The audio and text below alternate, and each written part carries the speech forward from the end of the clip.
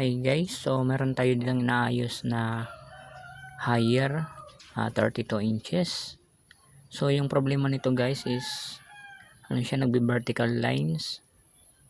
So testing natin siya guys. Power natin.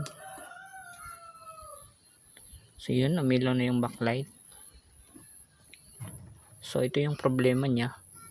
Meron siyang vertical lines. So yan. So ang gagawin natin dito is meron ditong LC1, LC2 tsaka mga clock signals. So meron dito pag nakaganon ang TV, yung dito na side is left, dito naman yung right. So ito yung mga clock signals niya sa right, ito naman dito sa left. So ang gagawin natin dito is magka-cutting method tayo dito sa left muna.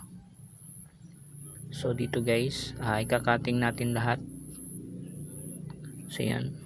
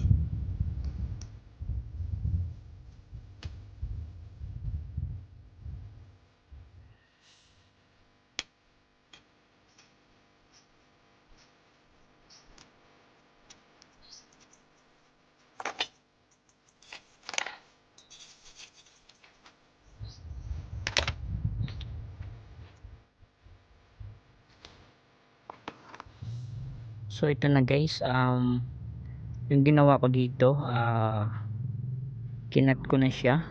So yan, kung makikita natin. So pinating ko lahat. So yan, so testing natin. Power on.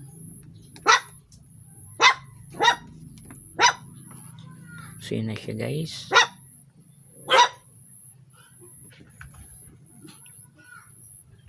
So meron na siyang display. So antay-antay lang tayo guys.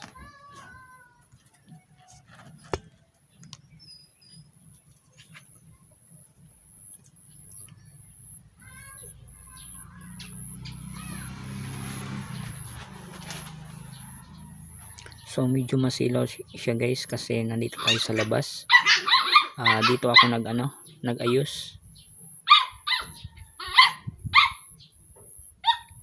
So yan na siya guys. Meron na siyang display. So yan.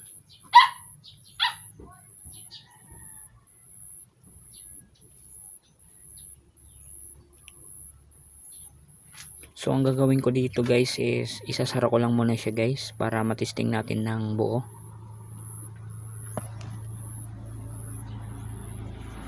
So ito na guys, okay na yung TV. So ito na siya.